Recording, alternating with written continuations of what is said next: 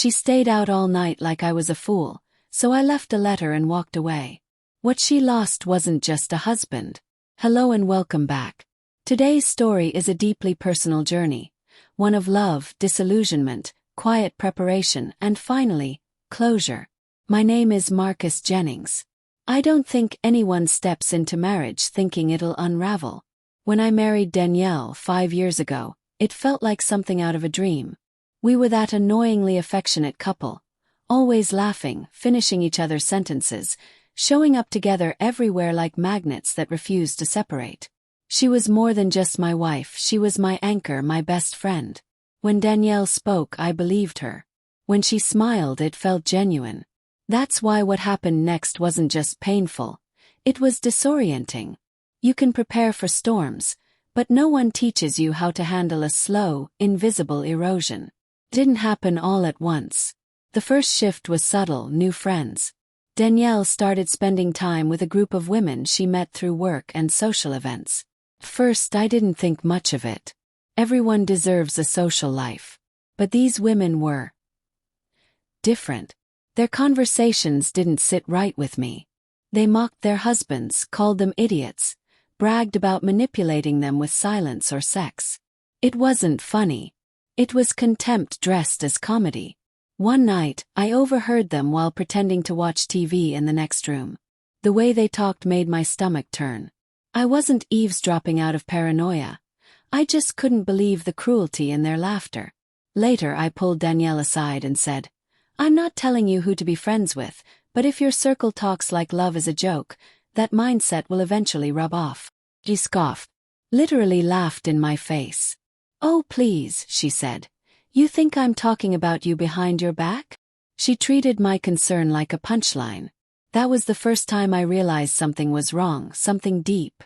Over time, those toxic mindsets crept into our home. Danielle started criticizing me over the smallest things. Decisions I once made confidently, like paying bills, choosing groceries, weekend plans, suddenly became controlling. She didn't just want a voice. She wanted the final word. If I disagreed with her, it became a moral failing on my part. She'd twist my logic until I was the villain in every argument. And when I tried to explain, she called it gaslighting. I wasn't trying to dominate her. I was trying to keep us aligned. But slowly, the marriage turned into a cold war. Silent meals, passive-aggressive jabs, days without speaking unless absolutely necessary. Then came the phone call. One Saturday, I was walking down the hall and heard Danielle in the living room on the phone with one of her friends.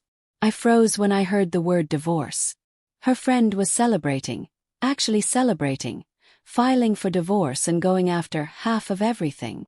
There was laughter, no grief, no sadness, just glee at the spoils. "I earned this," her friend said. "After all I've been through. He owes me." And Danielle laughed along with her. "Good for you," she said. "You deserve it." Something inside me broke. I didn't confront her about the call. I didn't need to. That night, I saw my marriage for what it really was. Vulnerable. And possibly doomed. So I made a choice. Quietly, I started moving assets. I met with a lawyer. I learned about protecting myself. No more large purchases. No house under both names. I separated finances and locked down my investments. It wasn't that I stopped loving her. It was that I stopped trusting her.